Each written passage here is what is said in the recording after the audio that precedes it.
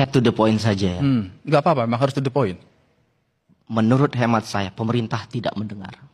Apanya? They don't listen. Di mananya? Bagian mana yang Anda... Ini sudah 1,5 tahun. Kerusakan sudah terjadi, lumbung sudah terbakar, korupsi sudah terjadi. Bahkan kalau bisa flashback ke belakang, 6 bulan sebelum MBG ini dilakukan, kami sudah mengumpulkan data, sudah mengeluarkan studi. Tahun 2024, sebelum MBG ini berjalan, kami sudah sampaikan 46% masyarakat mengendus ada potensi korupsi. Tahun 2024 kami juga sudah sampaikan, jangan bikin vendor-vendor besar, serahkan ke sekolah, serahkan ke komunitas UMKM lokal. Tahun 2024 kami juga sudah sampaikan potensi korupsinya dari mana saja. Di SPPG itu di mana saja, mulai dari pengadaan, penyalahgunaan pengawasan. Tahun 2024 kami bahkan juga sudah sampaikan ada potensi keracunan. Bahkan yang sekarang kalau kita lihat inefisiensi itu 1,75 triliun per minggu. Dan itu kan sudah dilakukan dari mulai mengganti, menegakkan hukum, terus kemudian pimpinan Kalau yang bicara baru. soal mendengar masukan, masukan itu harusnya diterima sebelum kebijakan itu dilakukan. Maka kalau sekarang ketika korupsi sudah terjadi, apakah kemudian salah masyarakat menuntut pemerintah? Ini bisa tidak terjadi sama sekali kalau dari awal kebijakannya benar.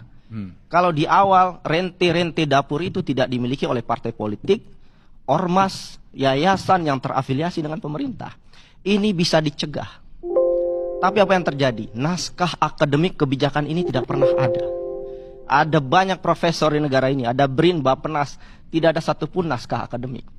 Kami mengeluarkan studi itu sebelum MBG itu dilakukan. Tapi apa yang terjadi? Tidak didengar. Dan kalau boleh saya jujur, setelah 1,5 tahun, apakah saya marah? Saya marah. Saya dapat beasiswa LPDP, saya lakukan apa yang saya bisa, bikin studi. Saya pengen tidak ada korupsi dan kami sudah mengeluarkan studi itu. Dan sekarang korupsi terjadi. Triliunan rupiah uang sudah hilang.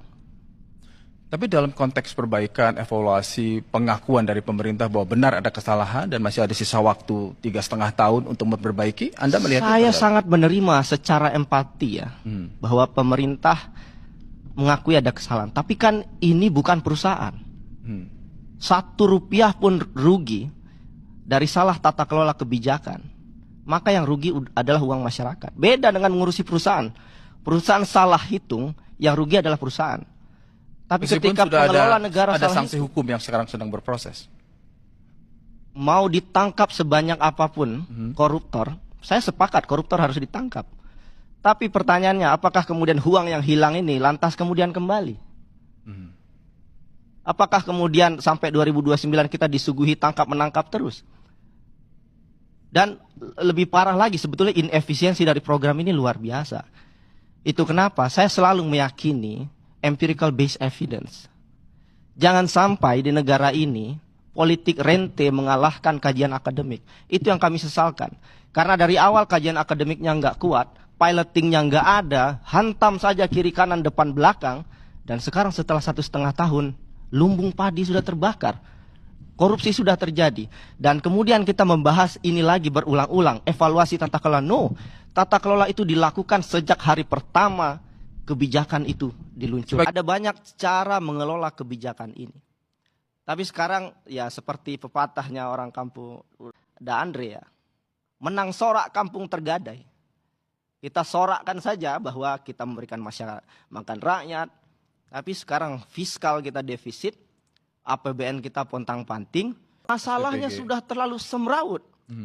Sepanjang yang saya tahu, di kampus belajar bahwa legislatif itu menjalankan fungsi pengawasan. Pengawasan, ya. Saya meneliti tentang bantuan sosial di hampir 100-an negara seluruh dunia.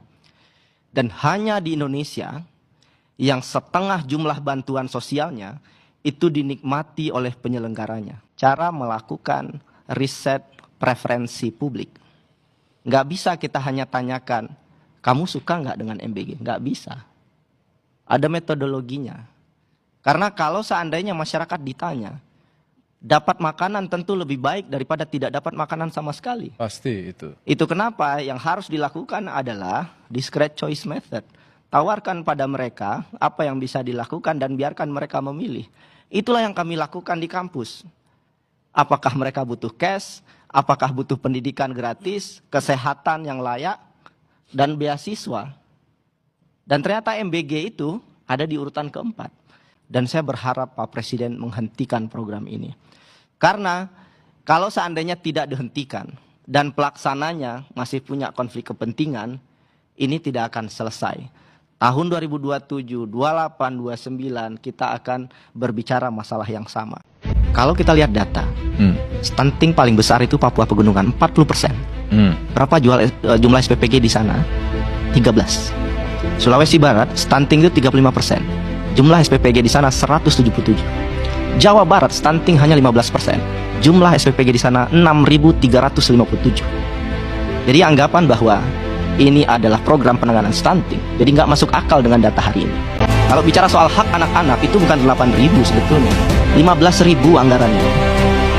Dan 7.000-nya habis untuk penyelenggaraan. Membahasakan ini ke masyarakat nggak mudah. Kalau seandainya politik dikombinasikan dengan teknokratik, itu hasilnya akan baik. Tapi yang terjadi sekarang, politik menjadi nomor satu dan satu-satunya pertimbangan dalam pelaksanaan MBG.